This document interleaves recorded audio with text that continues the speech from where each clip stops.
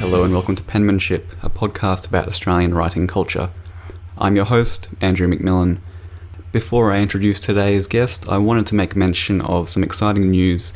For the first time, Penmanship will be recorded before a live audience in early December.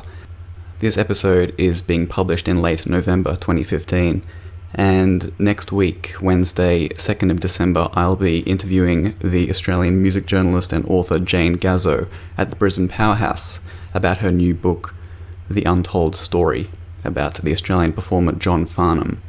If you're in Brisbane and you enjoy this show, I'd love it if you could come out and support the podcast. All the details for that event can be found at penmanshippodcast.com/live. The episode will be published at a later date on this very podcast, of course, but if you're in Brisbane and you're free on Wednesday, 2nd December, I'd love it if you could come down and watch me do my thing before a live audience with Jane Gazzo. Today's guest is Tim Rogers. As frontman of Australian rock band UMI, his writing and performance has been a huge part of my musical education from a young age. When I first heard the band's 1996 album, Hourly Daily, blasting through the wall of my older brother's bedroom. Over the years, I've seen UMI play more than just about any other band, and I've been consistently impressed, as their professionalism and enthusiasm for the task at hand is, in my opinion, peerless.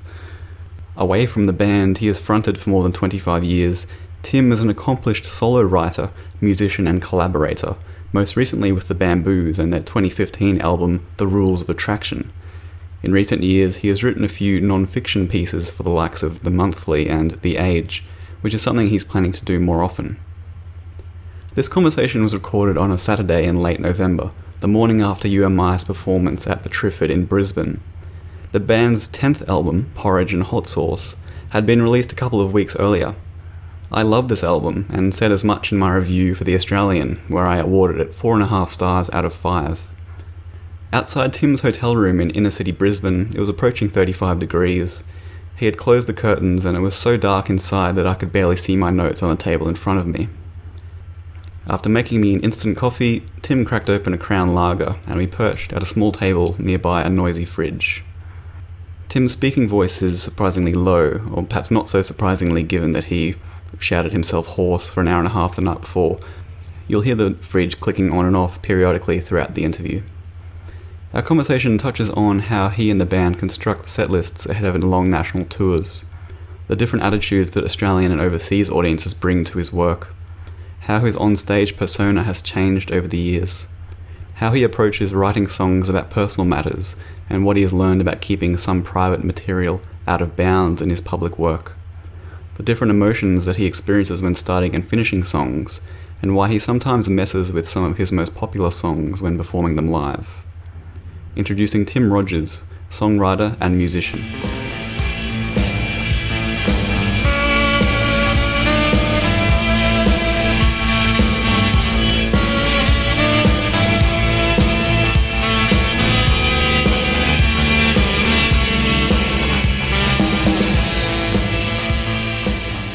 Tim Rogers, welcome. Welcome to my own hotel room. Thank you, Andrew. You're serviced. You haven't worked in the service industries before, have you? My first job was in the service industry. Sizzler restaurant, washing dishes. Sizzler. Washing dishes is a very noble profession. I still do it quite a bit, but just for... I haven't had to do it for a job for a while. But for St Kilda Mission up the road. I don't do it as often as I'd like, but just being a porcelain specialist is a noble... Absolutely. Noble profession. I'm very glad it was my first job. I learned a lot that I still use today. I remember with horror, that because I'm so fastidious about food and sort of a little bit of a germy thing, that when I was a dishwasher at Pizza Hut, that any food that came through that was half eaten, I'd have no qualms about just shoveling it in. That's why you're still so thin. The thin thing, I mean, because I can go for a long while without eating, not just because of circumstance, not, but then when I do eat and it's something that I enjoy, I can just, it's frightening. My daughter's commented on it, my wife has as well. So it's like a bear preparing for a long period of hibernation. Mm-hmm. I'm taking the thing comment far too seriously. You are. So it's about just after 11 a.m. on a Saturday morning. I last saw you coming off stage at the Triffid just after midnight last night. What has happened in the ensuing 11 hours? Just a lot of drinking, really.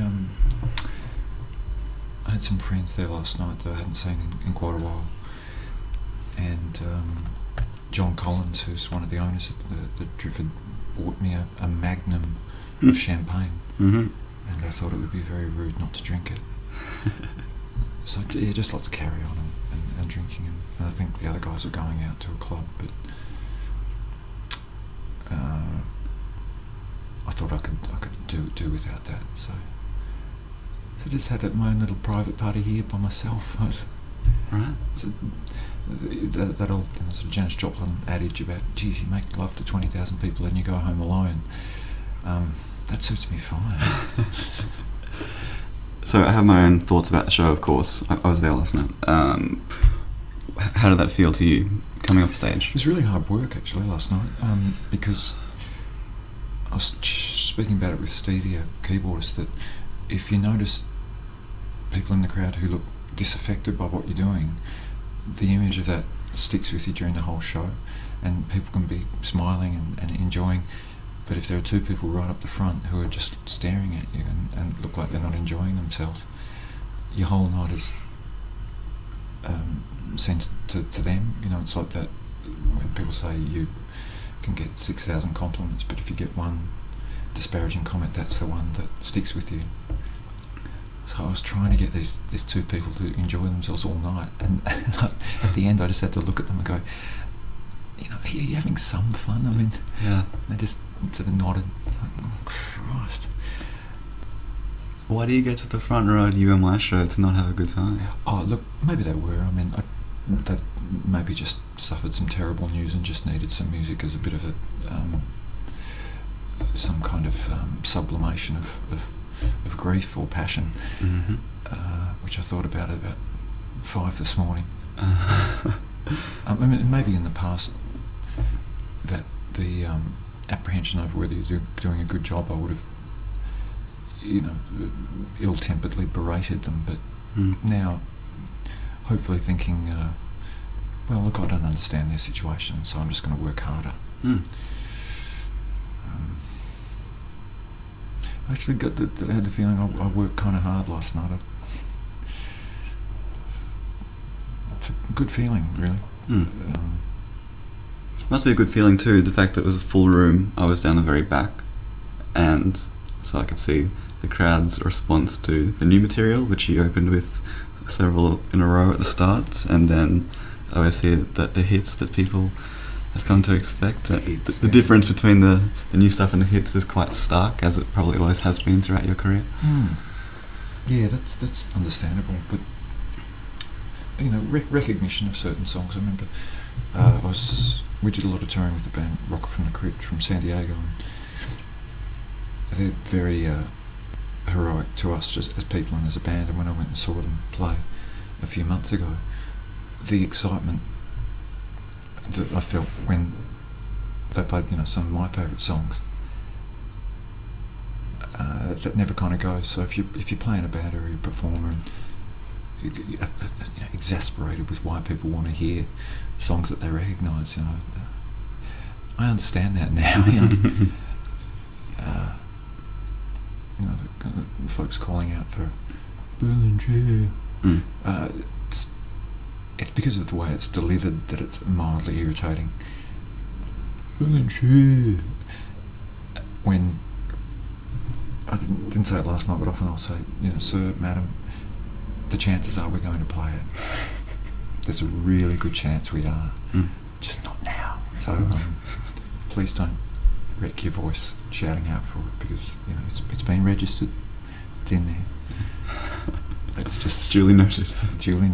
But let's just continue with what we're doing, and perhaps it'll happen. How do you construct the set list on a nightly basis? Does it change quite significantly for a tour like this? Do you have like a bunch of core songs that you all definitely want to do every time? There's a conceit that it does change from night to night, but that can be very easily disproved by facts.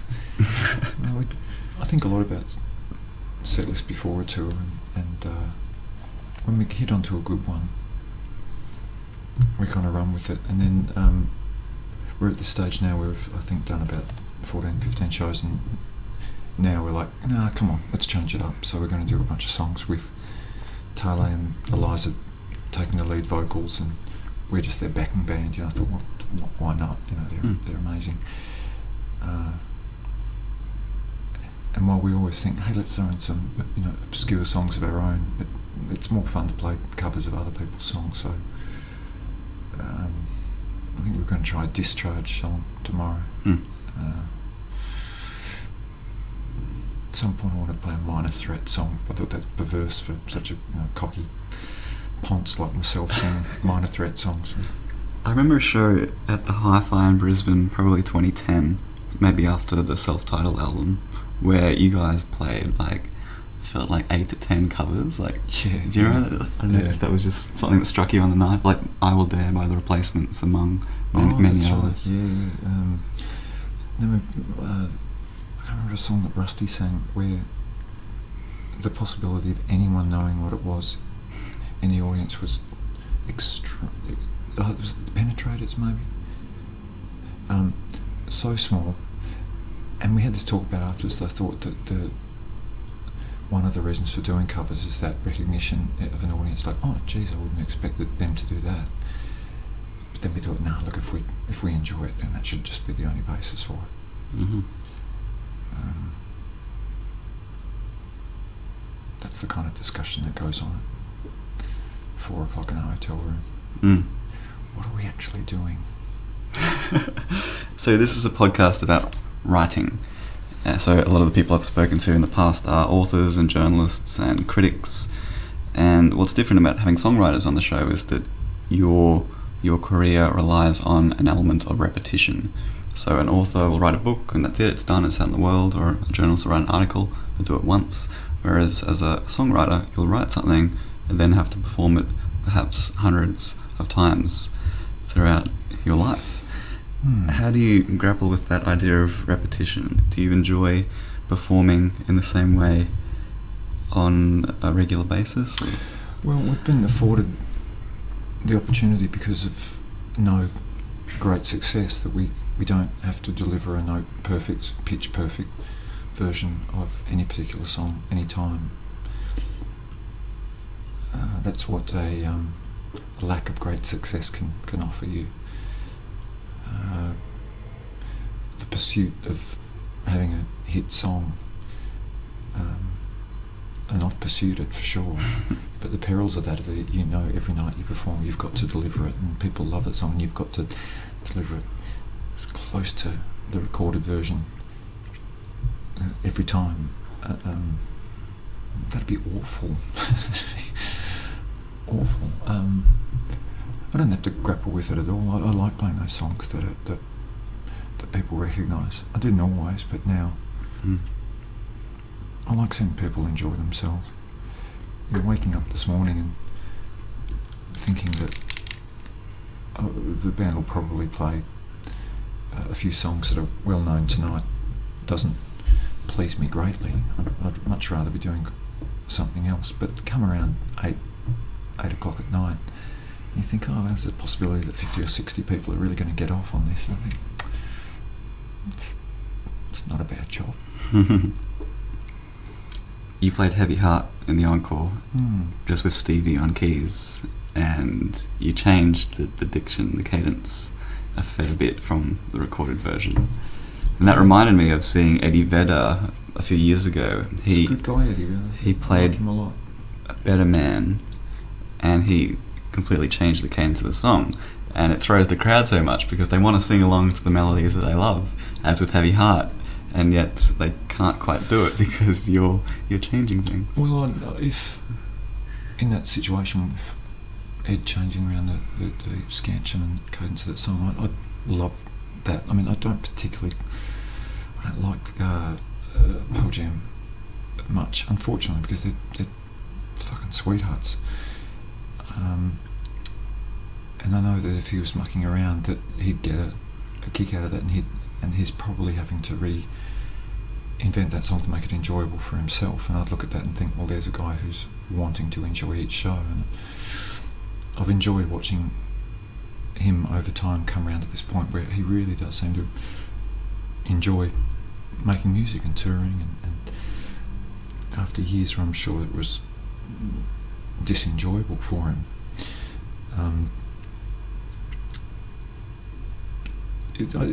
when singing a song like that, I don't need to do it, but I really want to muck with it because I need to make it personal for myself. And if, it's kind of like, not grief, but heartache kind of hanging over myself of my own volition most of the time, separation from the people that you love most. And it's almost like at some point, if you don't have some, little cathartic moment that lasts about 3.5 minutes, it's not going to end well. And so I've got to deliver it differently. And if I just went up and sang it like the recorded version, I'd get nothing from it. And yet you would have pleased 1,000 people greatly. Oh well, that's an interesting choice. Like your own need to get something out of it versus. Well, I think that's really condescending to go out and think that I'm going to please people by singing that song the way it was recorded. It's to presuppose that it means to. I don't. To go out and think, well, I'm going to knock the socks off these people by delivering a close to recorded version as possible version of that song. I mean, when we recorded that song. It was the first time we worked with a producer who was really put us through the ringer, George DeCoulius, and I really, really liked George a lot, but he absolutely put us through the ringer and wanted the scansion of everything to be really tightened up. And so if I heard that song, the recorded version, come on in the bar, I'd get no enjoyment from it whatsoever. It seems to be really bland to me. Not George's fault at all, but that's just I hear it and I don't hear anything desperate in it. And when I sing it last night, I'm singing it and getting it means something to me when I sing it like that. And while I haven't studied performance in any great degree, but if I'm not feeling it up there, how can I suppose that anyone in an audience would be feeling anything? It misses the mark at times, I'm sure, but I figure at least if I try my hardest, and if I sang the recorded version, I wouldn't be trying. It'd just be too easy. Well, it'd just be repetition.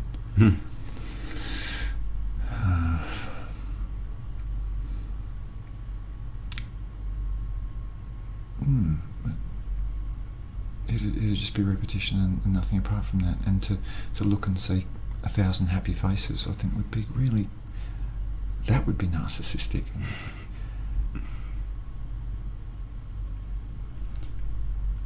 So how I'm meeting you for the first time. We've emailed several times in the past few years, and I've seen you and I live more than just about any other band. I think the only exception would be She Had. The two of you I've seen 10, 15 times each. Loved it every time. Dependably, reliably excellent live band. She Had, yes, I know. Don't give me your modesty, Tim. But I'm fascinated by this contrast between the stage persona, Tim Rogers, and how you exist in the rest of your life. Well, it's not that fascinating, really. I mean, it's not that fascinating to you because you're Tim Rogers. Yeah, I am, I guess. You sort of put lights on and have Rusty behind you and this loud, beautiful guitar noise, I think it'd be very difficult to not be that kind of performer. The only time I'm conscious of it is that these days I just try and take out the nastiness of it. I didn't realise it until, well, my wife brought it because she'd never seen the band before we met, and we met. I used to drink in her bar, and then we started dating about 2.5 years ago.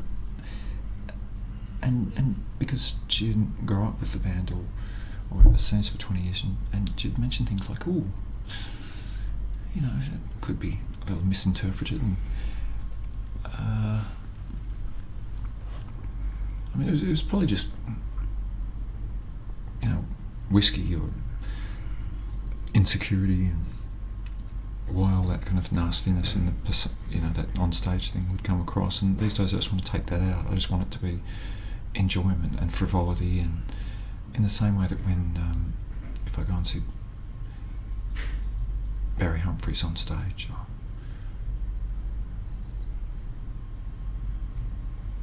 that I'd want to get that as well, you know, sort of walk out of there and think, well, I want to read a lot more books, and I want to start writing poetry and dressing better. And I think that's what I'm trying to do now, like just put on that flamboyancy, but make it inclusive. Whereas before, and a lot of the kind of, you know, that spite and narkiness before was just because when the band first started for the past 5 years, and even now, there's always just the possibility you're going to get shit thrown at you, and you're kind of on the defensive all the time. I think, which may be a very Australian thing, because when we're playing overseas, I notice it particularly when I'm playing by myself overseas, that people listen. And most crowds in Australia don't. And it's a convivial thing that people want to get together and just, and which I understand, but it's not particularly enjoyable, you know. And you got to think, well, maybe there's one person listening at the back of the room, so, you know, that was me last night. I'll concentrate on them. But geez, when playing with you, it's so loud you can't hear a lot else. But when playing by myself, just you hear the most ridiculous shit being talked about, and you have to think, you know, should I be playing at all? I mean, you know, let's just listen to a record and dance or something. But why would you go to a show and you know, people can do what they want. They pay their hard-earned money, and but really notice it when I was playing in a cafe in a little town outside Milan the other week, and 150 Italian people really listening. I had to rethink everything, and then it was Hamburg the next night, people really listening, and then get to London, and you know, 3/4 of the crowd are Australian. No one listens. Isn't that interesting? It's just like, it's an event, just like you go to be in the room, to be with your friends, and so. There's Tim Rogers on stage over there somewhere, but more concerned about having a chat and having a beer. Yeah. I can kind of understand that, but occasionally I write things that I'm actually quite proud of, and there's a part of me that I'm sure is actually does want them to be heard and regarded, not regarded well or regarded bad, but just at least regarded. Because remembering those fucking lines is really difficult. You know, that's the work. I wanted to ask you about Pride, because, as you know, I love the new album. It's excellent. Songs I don't know that. You read my review. I love it. It's like 4.5 stars. Thank you very much. And you, presumably the four of you, are proud of those songs, because presumably you wouldn't have put them out otherwise. Is that true? Well, it's fun to us. It's worked out, because recording it was actually really difficult. we haven't talked about it a lot since. We went to New York because Rusty works for Daptone now, and the studio was available for a week, and we want to support Russ, and you know, it was an opportunity for him to be there to do some work to set up this new offshoot label. And of course, to get there, I thought my daughter would be, because she lives there, but she was on holidays in Europe, so there was that. And typically with us, we had 2 rehearsal days before we started recording. How many of the songs did you have? Well, we had all the songs there, but we rehearsed them, each song maybe 4 times.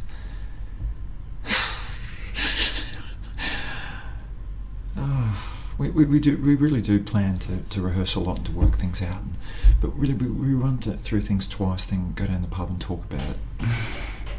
And we think that's, yes, we're prepared. But we arrived in New York, went out drinking with a bunch of people from the label and some friends, and then loaded in our gear the next morning. And I really got the fear badly, because I was like, God, we're really underprepared. And Wayne Gordon, our engineer, impossibly handsome man, and beautiful, just temperament, and we're really not together. And then lo and behold, you know, Andy and Russ and Dave, you must have been listened to the demos more than I ever had, because they were kind of on top of it. But each day, at the end of the sessions, it was a good experience, but I wasn't really happy with it. I thought at that time that the choice of recording at that time was a mistake. It was good that we could be there with Russ and meet all his crew, but I didn't think that the studio suited the band. So I was pretty down about it. And then we got home and worked with John Castle for about 3 days out at his studio. And I remembered then that this is other, mixing process and doing some vocals and redoing a little bit of guitar, and then it made sense, reminded me of when we were doing a second record, Hi Far Away, and when we finished that, I thought, well, that's the end of the band. It's a horrible sounding record, and once again, it's a really good thing that I'm not the leader of the band. I write most of the songs, but it's much more about Russ and Andy and Dave than it is about me these days, because I didn't express my dissatisfaction with the recording to them, but by the way that they were acting, it was like, just hang on, come on Tim, don't. Whereas if the band was sort of mine and I was the lead guy, I would have scrapped it all. And I listen to it now and I think it's wonderful. I adore it. So I was wrong. Dave has 2 songs in there. Davey has 2 songs, and I think you should have heard the ones we didn't put on. Yeah, it's pure jealousy on my part. Yeah, they're too good. Yeah, it's really interesting to hear his lead vocals on some You and My tracks for the first time, unless I'm mistaken. No, that's true. He's just too good, and actually, Andy wrote an absolute belter for the record that we just didn't get around to him finishing the vocals on, which is a real shame. So I think for the next record, or just from here on in, that'll happen a lot more, that Rusty will write a lot more. Rusty and I wrote one song for it as well, My Old Friend, which I loved, because we actually did co-write it together. He came with this rhythm, guitar riff. I said, what about this for a chorus? He gave the thumbs up. Said, what about these for lyrics? And I already had some lyrics for another project I was working on. They scanned in. It was great. There we go, and it took a day. What is that other project? Something about being out on the tiles with the missus? Oh, yeah, Sunday night. There was a Tuesday night out with the missus. Well, it's just to keep everything going on, you've kind of got to plan ahead, and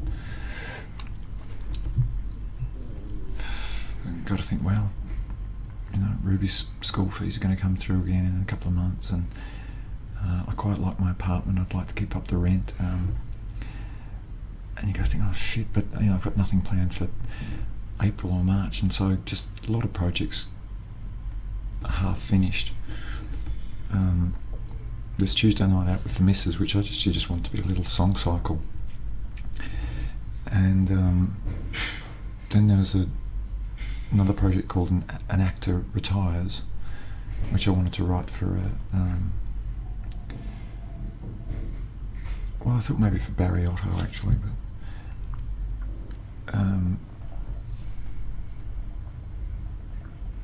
it was just about the songs about a character, and just working in theatre a little bit, and not understanding the life of actors at all. I've been very close to a few actors in friendships and relationships and things. I for the life of me, I just don't understand the motivation. Is it that far removed from being a musician? Well, it's not as far removed as some other jobs I've done, but I think to be scriptless, I do repeat certain things apart from the songs live every night because they work.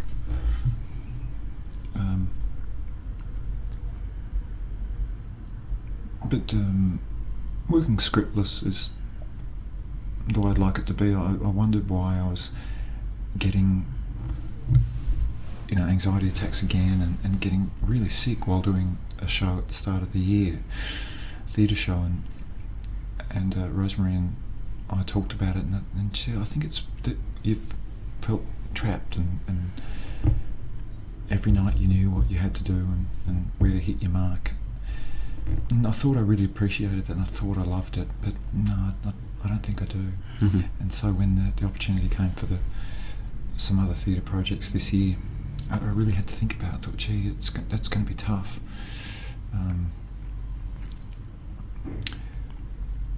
I very much admire people who can do it, actors and technicians and people working in those forums, but tough gig. It is a tough show. Really tough gig. And they work hard. Stage acting. My daughter and I had a big talk about it. About that's a similar thing, and because I thought that's the way that she wanted to head and to get involved in either theatre or film, just performance. And I think she's shying away from it for the same reason, that she'd rather go into something a little less regimented, maybe. Mm. Sounds to me like you're writing fairly regularly across a different range of projects, not just songs, but other sort of things. Is that correct?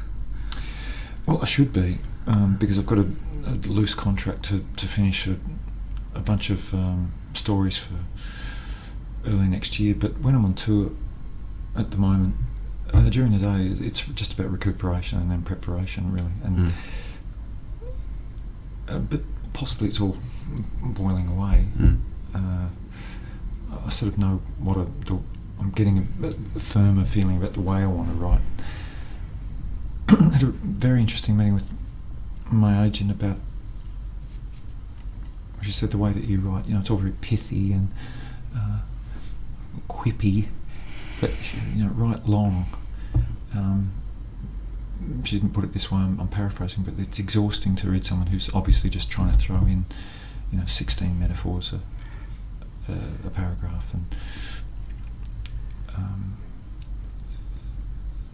just not writing long and not allowing a reader to take that trip and to fall into what's going on.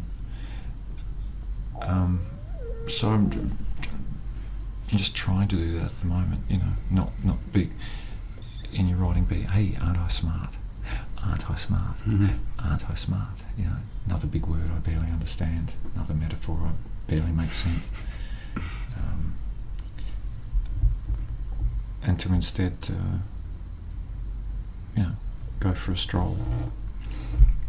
So, reading writers, journalists that I enjoy, that's more on tour. That's more what I'm trying to do now, and to learn, because I've never studied it, and now I kind of want to study it. And education's expensive, and I've got to go on the fucking road all the time. So. Well, studying doesn't have to be formal, right? It can be just reading the newspaper and seeing what's out there and absorbing that. Sure, I think that I need some guidance. So these meetings with my agent, I was tempted because Helen Razor was in my wife's restaurant. Do you know Helen? I haven't met her, but I know of her work for sure. Yeah, it's just amazing. I mean, and speaking of, I don't think she writes long. I mean, she writes long, but also it's just it's so jam packed with binary product. It's. I keep my encyclopedia and dictionary very close when I read her, but I was going to contact her and get some advice, but maybe someone that's not on another intellectual stratosphere. And then, because I think anytime in her writing or in her critiques that there's an ugly character, she always says it's like Tim Rogers mixed with something. I'm like, geez, Helen, really? Oh. We're old friends, Yeah. And we haven't talked much in the past 20 years, but come on, we're old mates. Really? Pick another ugly guy. Well, you've done a bit of non-fiction writing. You reviewed Keith Richards' book a few years ago. You did a few pieces for the Monthly. Are you looking to do more of that sort of thing? If they're not criticism, yeah. I deal with music criticism. I read music critics, and I don't know how to explain music at all. So not that, but I went out to Western Australia recently. Yep. I'm currently drinking the minibar, so I'm checking out at 1. Checking out at 1, okay, thank you very much. Thank you very much, I appreciate it. No, thank you.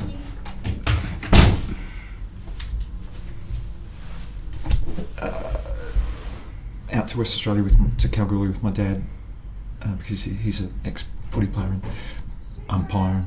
Kalgoorlie's where I was born, so it's this piece about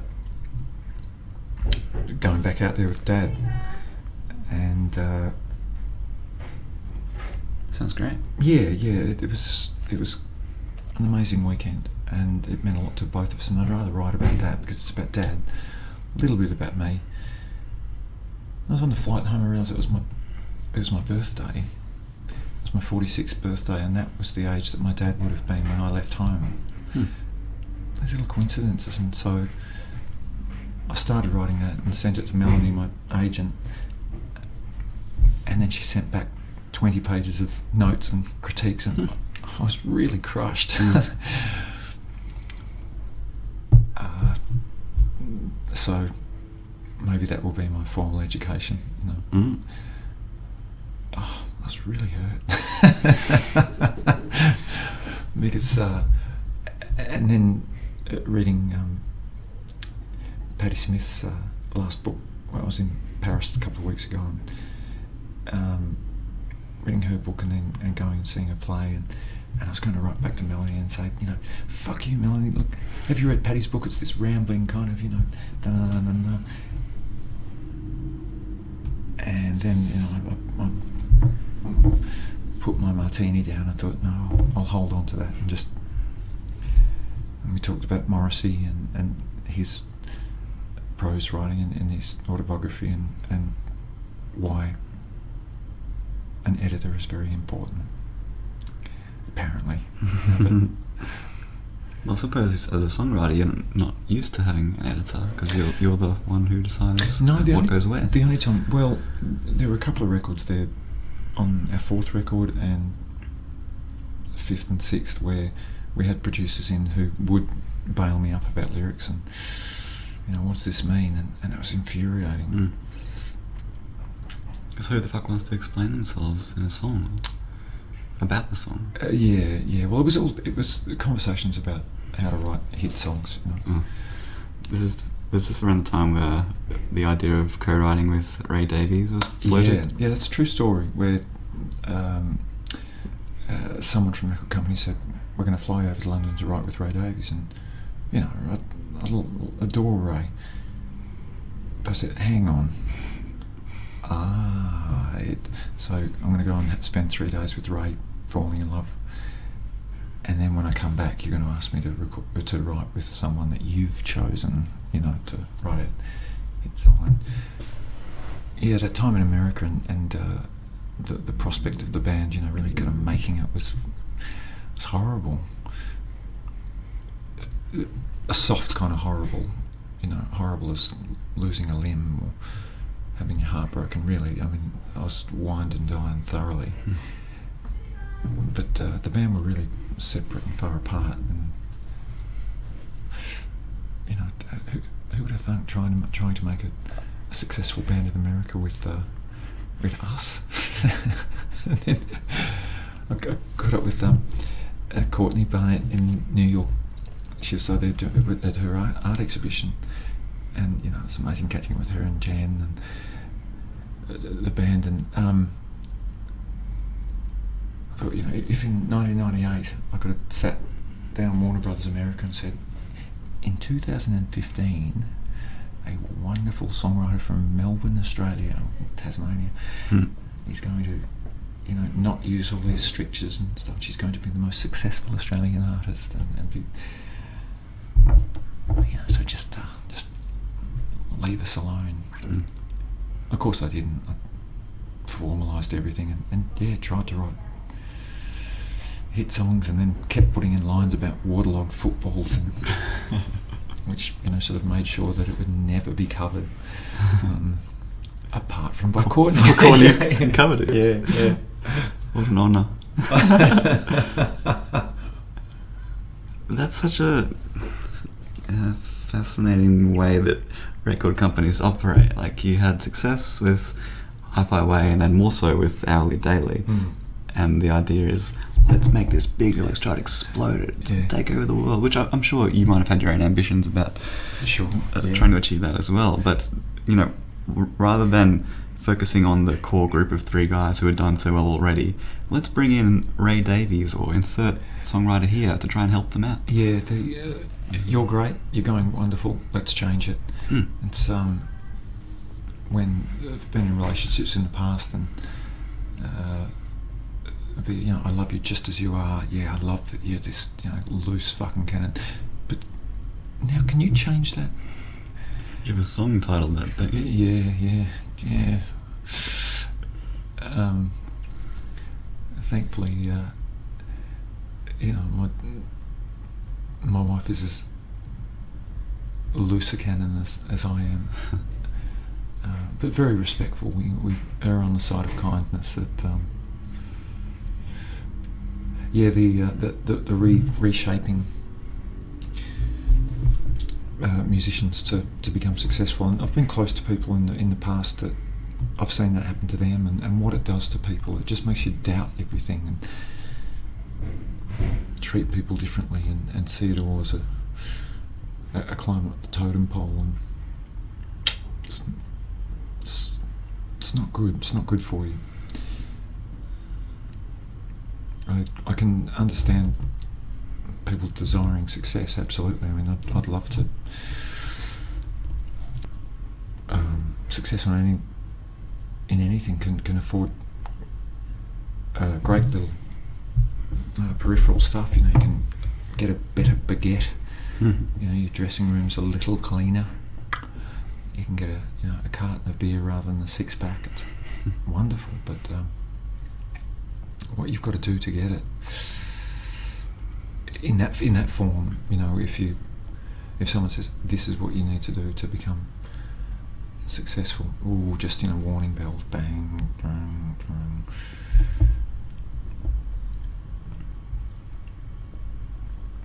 Ambition can be wonderful, but it can really make you a real fucking dick.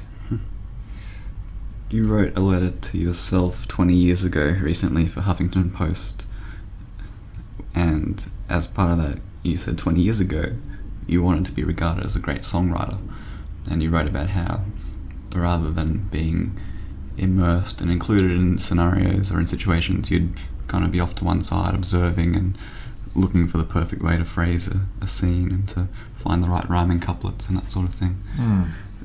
Were there artists that you were looking to not emulate but to build a similar sort of career? Other people who've been well regarded as songwriters, were you aiming to follow in their footsteps in a sense?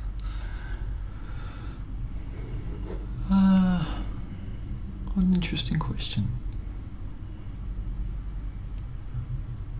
Well, because around 20 years ago I became socially friends with Paul Kelly, and we sort of would meet up very rarely and talk about footy and just catch up irregularly, and I thought, well, he's going pretty good. He's does what he does, and now we see each other at footy practice a couple of times a week, and I think, yeah, that guy's got it pretty much sorted out. But I don't.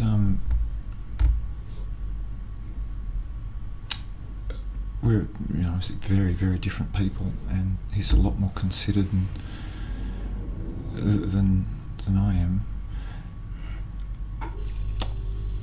And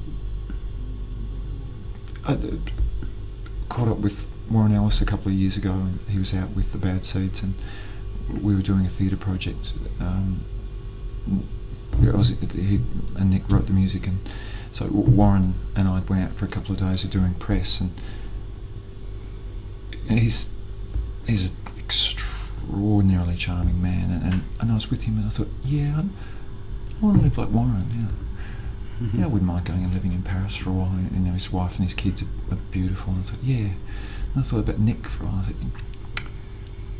think Nick's one of those kind of untouchables, a little like Paul. You won't find too many people criticising them for what they do. They've done pretty well. And then I met up with Paul Westerberg the other month in London. He's probably my biggest hero in music. Of the Replacements. Yeah, the Replacements. And but in every situation,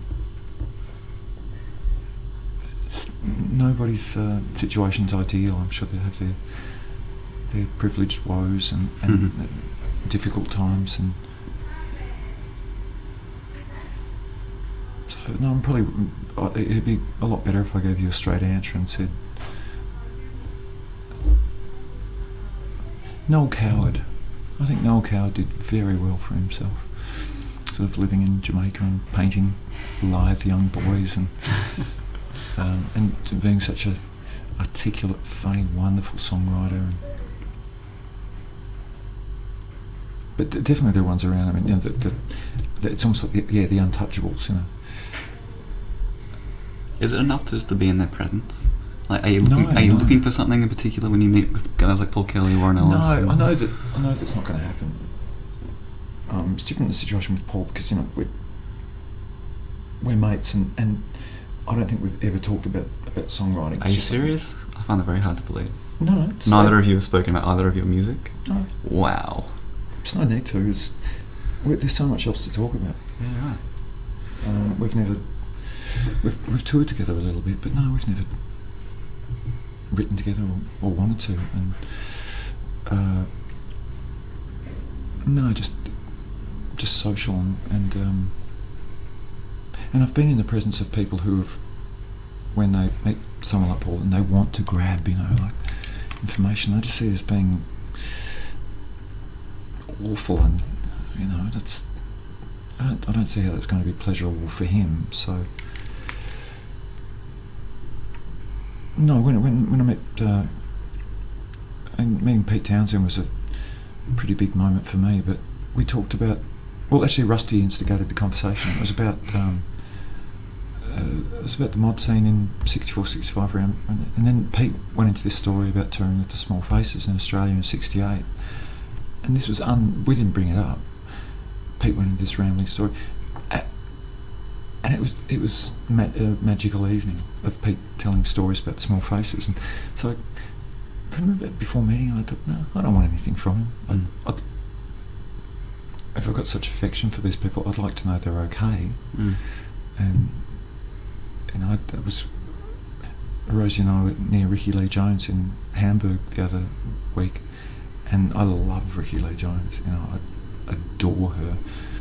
But we had drinks with her band afterwards, and when we were walking home, Rosie said, "Well, wouldn't it have been amazing if Ricky came?" And I said, "I'm kind of glad she didn't, because I want to know that she's happy." But I get as starstruck as anyone, and I just wouldn't know what to say. I mean, and because of the way I live my life, if she wants a drink, then great, we could talk about that. Or if we wanted to, nick off and snort a couple of lines together or something. But to sit down and ask her about music, I can't, unless I saw that she really enjoyed it. One of the most uncomfortable dinners I ever had was with Patti Smith in about 97, 98, I think, and Rusty and Andy were there as well, and we chatted to Lenny Kaye about, obviously about his Nuggets compilations, and but Patti, she wanted dinner, and it was a lovely dinner, but I just had nothing to offer, and I didn't want to sit there and bask in her glory. I adore that woman, she's just, I had nothing to say to her. Damn it. And then I went out for drinks with her tour manager when she does poetry readings, Johnny Green, and he used to be a tour manager for The Clash.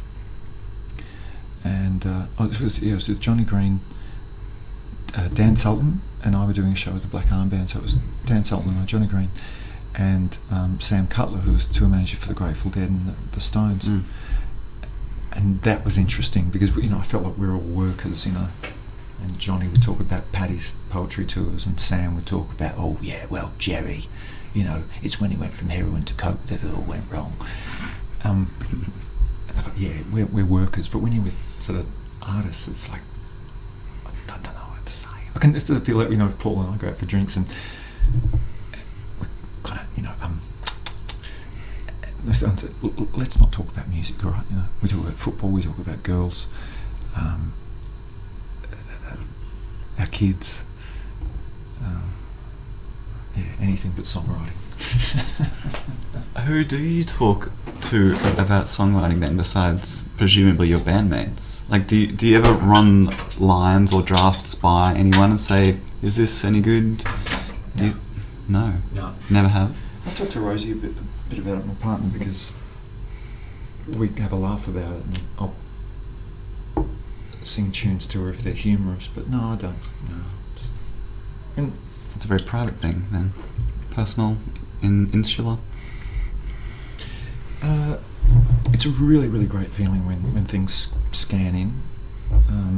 I don't know if that's the etymology of scansion, but I do use that term quite a bit. But when lyrics that you're happy with rhythmically fit in with the music, it's a really good feeling. And to share that with someone, I don't know, it would seem to lessen the joy. Even though I have written with people, I'm writing with I'm writing with a bunch of people at the moment, and I'm enjoying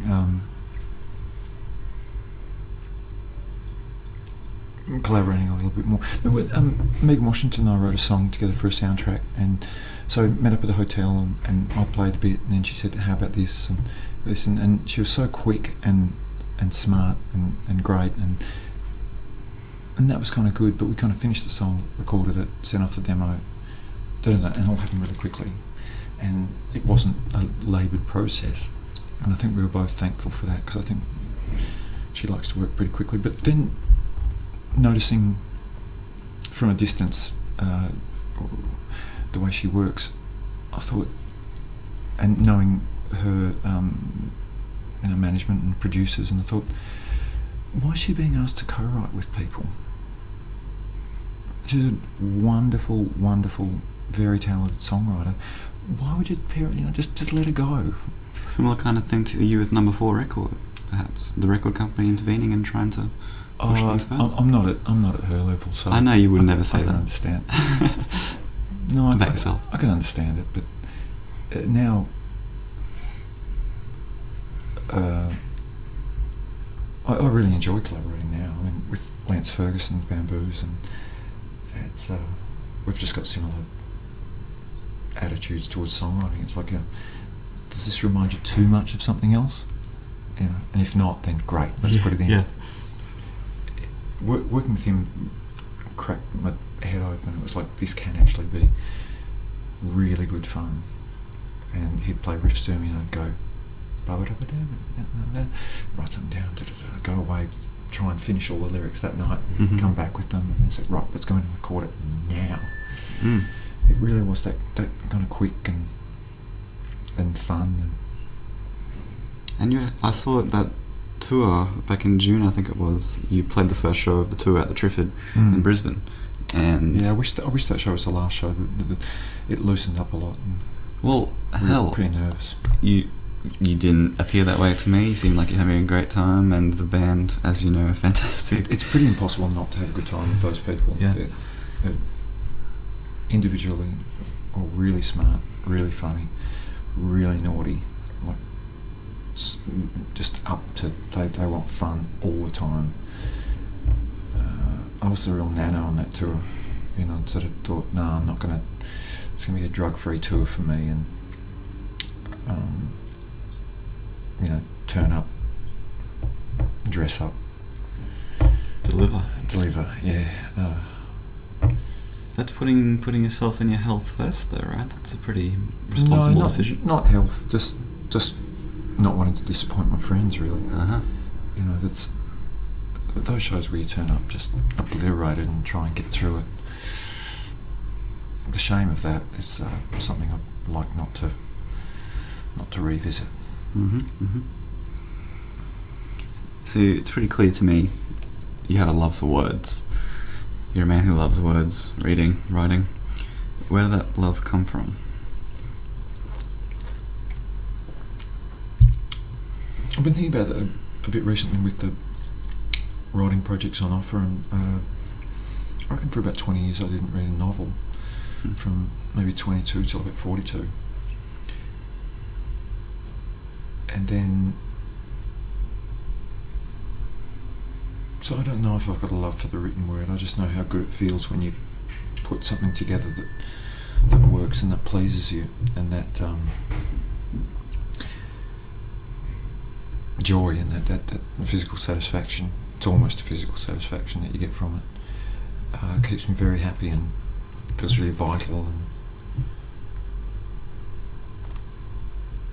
But when reading, particularly novels or short stories, it's Barry Hanna or Saunders. George Saunders? Oh yeah, love him. But I can't study it and know how. I just know how it makes me feel. It's like magic. Maybe that's good. Yeah. To not know.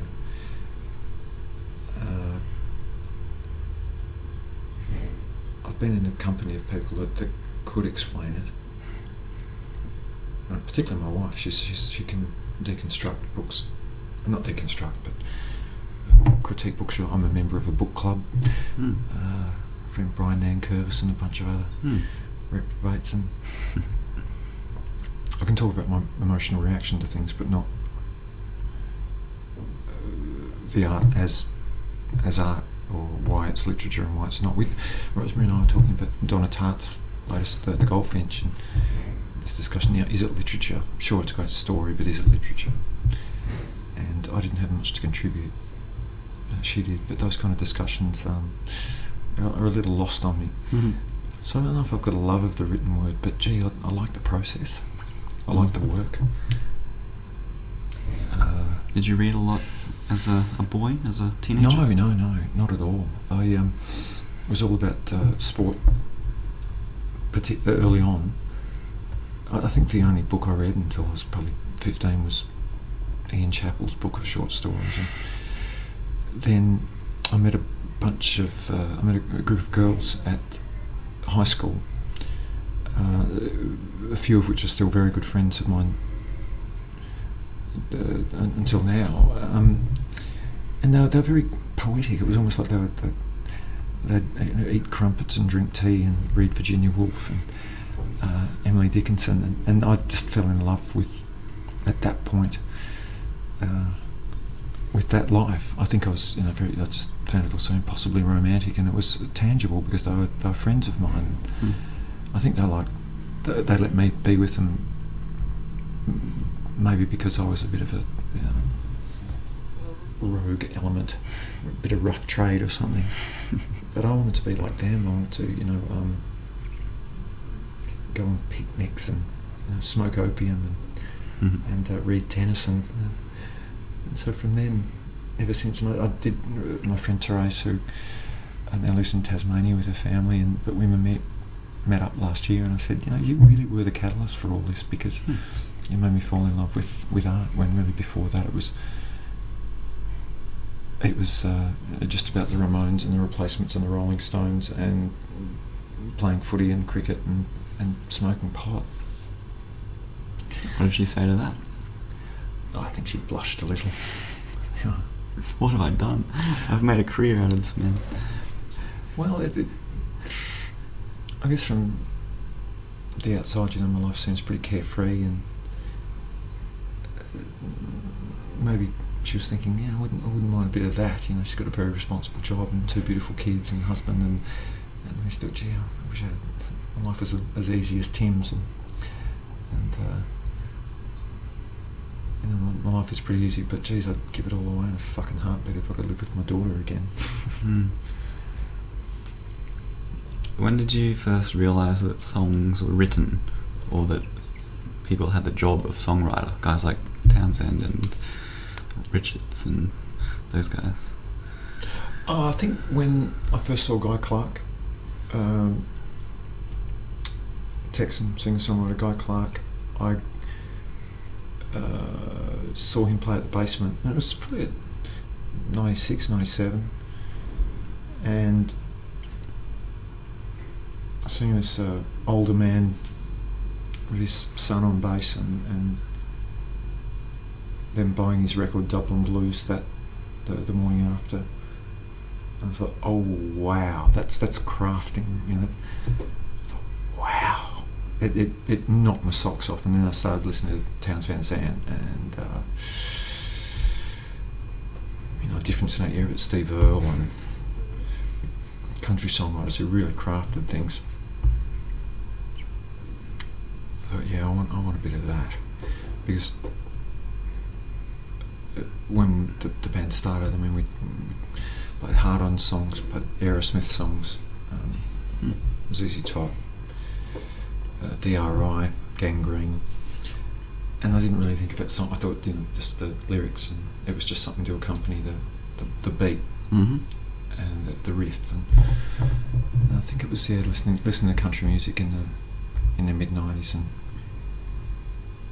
suddenly lyrics became this thing. Because on the early UMI records, there might be some little good lines there, but gee, not a lot, and they weren't really thought of as songs. They were just something to accompany to what was going on musically, and since then it's been trying to write lyrics of some worth and not interrupting the beat and the rhythm. Has that gotten easier with age? No. Still as hard as the first day? Well, starting songs is really great and fun, and finishing them sucks. Huh. Why? Well, because it's not relief. Yeah, there is a relief. It's never quite a closed book, because then I've got to present it to either the band or whoever I'm recording with. Be gentle. And really, when hand over songs, it's very rare that I get a response within the first 3 months. When the record came out, Davey and Rusty and their partners each sent me little letters at the same time and separately about that song on the new record called Demons, and because no one heard me. I recorded that back in Melbourne. I didn't do it in New York, and so no one had heard it. And I said, right. "Wow, all right. That's good. You've done well." And I thought, geez, why did you wait till now? I was really nervous about putting that song on the record. But thanks. Thank you. It's a remarkable song. Yeah, I'm really happy with that one. It's it works sometimes. I can see that being a staple of your solo set, perhaps. Not so much a you and my song. Well, there you go to think, Andrew, that because when I go out and do solo shows, no one listens anyway. I'll probably just go out and do acoustic versions of you and my songs and fuck it, forget about it. If I get the opportunity to play in a cafe or something where people can actually hear, then I'll play songs that I really care about and get the words right. But that song has an interesting driving focus, which is, correct me if I'm wrong, but it's about what goes on inside your head and wondering how much that powers the artistic process and what might happen if those issues were solved. Yeah. Is that correct? Yeah, I think it's probably less about me than an exaggerated version of me or someone else. I mean, with talking to a lot of people about mental health stuff, and it's brought up often, particularly with people who are artists, and but would you forego the terror of your mental health? Would you give up your art for peace of mind? And very often people say no. The bipolarity and the ecstasy and the joy of when you're up. Would you forego that to just live a temperate life? So I don't think specifically about me. I know when I sing it, I've only sung it a couple of times, but it feels very raw and very tender. But maybe that's a bit of acting, maybe. Not exactly sure. Funny when you're writing songs and they're not scrutinised in great detail, that they take a while to figure out just within yourself. You write them, record them, get the record pressed, put it out, and then you're playing it. I haven't made peace with this yet. So I think my great fortune and my greatest asset is the complete inability to edit myself and to think, no, I shouldn't do that because it won't work well in the future. I just kind of put them out and go, yeah, what the hell? As long as I've got a good pair of pants at the end of the day, it's fine. And that's how our records get made. It's up to Andy, Rusty, and Davey to do the editing, and I just bring this kind of vomit of ideas. And is there anything that you decided is out of bounds when it comes to songwriting material or subjects in your own life? Oh, what a good question.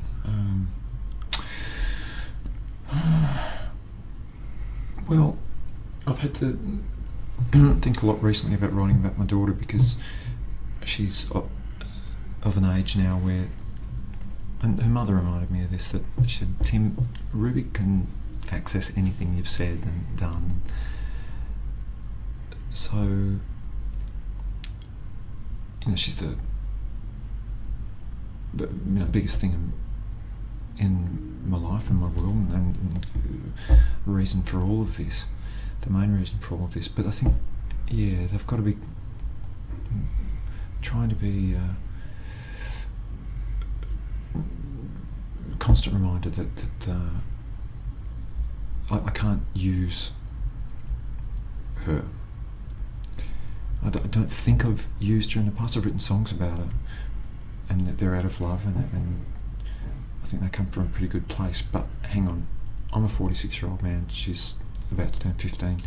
I can't presuppose what me including her in my art, my music, what that means to her. She knows I love her. I know she loves me. Yeah, just so I have about another 50 writings and music pieces about her, but that's when I've got to use the edit button. Also using past relationships for songs,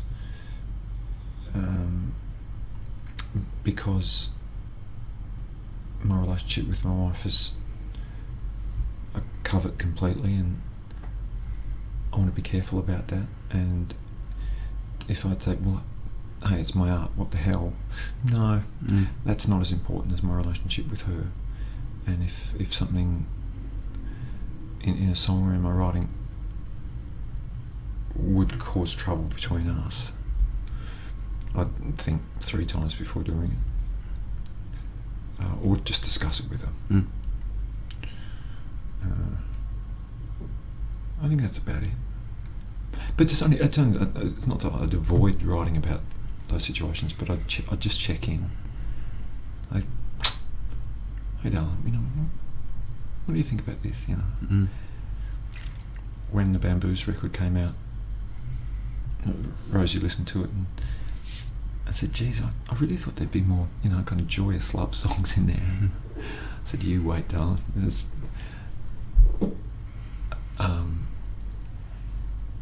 I had to become aware of, oh shit, people actually who I love listen to these things, and so many of those songs were just fictions, and it worked with the songs that Lance was writing for them to be a little bitter and a little narky.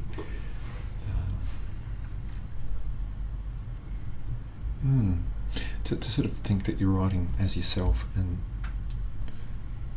writing from your heart all the time. I mean, how much of a heart capacity have you got? You got to use that little intriguing muscle for people you love and situations and strangers, and don't use it all up for songs. Fuck. In the past, have you done that though? Possibly. Learn from experience. You use a little bit of fiction and imagination. Don't just write from the heart all the time. Use some of that for real, real stuff. Real living. Well, having said that, I mean, that suitcase is my life, and writing songs and performing that kind of is my life, and very happily. Yeah.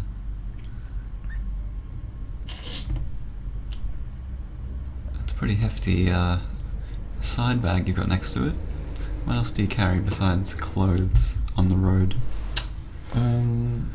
Tabasco, my medication. Well, I had to get that bag because of flipping laptop computer to try and write. I really feel like I've crossed some kind of line. It's almost like I've crossed the floor against myself. I'm the speaker of the house, and I've just crossed the floor getting a laptop because I love just writing and freehand and biro and a blank book. And it doesn't wash too well with editors, and carrying around a flipping. I caught myself yesterday just after sound check, and my sister, who's an actress and a speech coach for theatre and film. A friend of hers in England is working with Ben Mendelsohn at the moment, and we got the message, Ben says hi, and I sent a message about Ben, you still owe me $250, and I started watching the series that he just finished in the States, Bloodline, and I'm completely hook, line and sinker into it, and I just love Ben, and I thought, I'm sitting in a fucking hotel room with a gin and tonic, watching a Netflix season, with my reading glasses on. I thought, hang on, aren't I supposed to be it's supposed to be out, man about town, drinking champagne from a shoe, and here I am, middle-aged man, watching Netflix series, and thank Christ I had a show to play later on that night to justify all these things. I'm not just sitting around in my undies and watching Mad Men episodes and thinking about what to make for dinner. I mean, that would be wonderful. I was talking to someone yesterday. If you think that touring life, if you think that the object of touring is to make it as close to home life as possible, it's a fruitless pursuit. Touring life is one thing. But then I thought about it more, and I thought, well, when I am actually at home in my little apartment, my suitcase is always half open. It's never empty. The passport's there. It's always ready to be on the move. It has been remarked upon that my apartment does resemble someone about to leave all the time. The only thing that's stable there are just a fuckload of great books and records and. But the fridge is bare, and the cupboard has some noodles and some Tabasco, and that's about it. The hot sauce you carry with you, Tabasco? I'm all out at the moment, which is great because you and I have that brand hot sauce. I saw that at the merch desk last night. I can pick some up at the gig tonight. This band gives me everything. The thing about writing on laptops, as I'm sure you've noticed, is there's a delete key, which makes getting rid of ideas much easier than if you're writing by hand. Which, that's often you've got to lift off those crossed out bits. With the writing with a pen, you can lift off the crossed out bits and find some gold in there. I don't like the delete key at all. I haven't quite yet worked out how to just put a line through things. I know I'll get Word for Dummies today and work out how to do that. There's some and the booksellers, if you buy, what is the time? It is 25 past 12. Oh, I've got to get going. Okay. When buying something for dummies, books and that, you get looked down upon, but no, I fucking love that shit. Fuck you all. If you were to write a For Dummies book, what would it be called? Oh, God.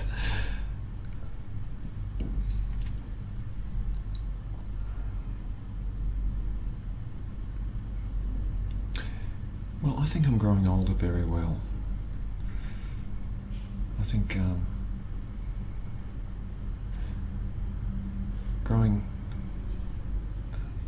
ascending to middle age disgracefully for dummies.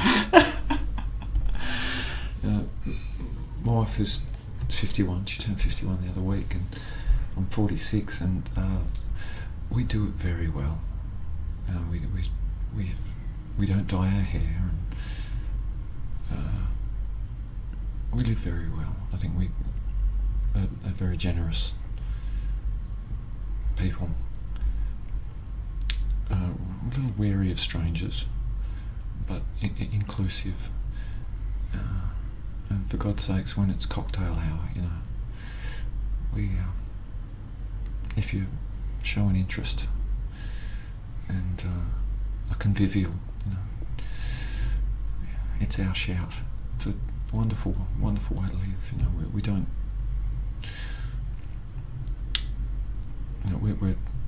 We don't have children. Ruby's very close to us all the time. Obviously, they're not physically. So yeah, we live quite generously. I think that might be my book for dummies. There's the first chapter right there. Fantastic. Thanks for talking to me, Tim. My pleasure, Andrew. It's very, very good question. God knows I've been asked worse. Thank you kindly.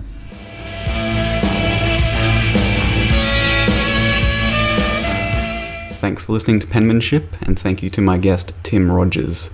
You can find show notes to this episode and all previous episodes at penmanshippodcast.com. If you're listening to this episode soon after publication in late November 2015, I'd like to remind you that Penmanship will be recorded before a live audience for the first time on Wednesday, 2nd of December 2015. My guest will be Jane Gazzo, the music journalist and author. You can find details about that event, including where to book tickets, at penmanshippodcast.com/live. The theme song is Eternally Yours by Laughing Clowns. Thanks for listening. Till next time.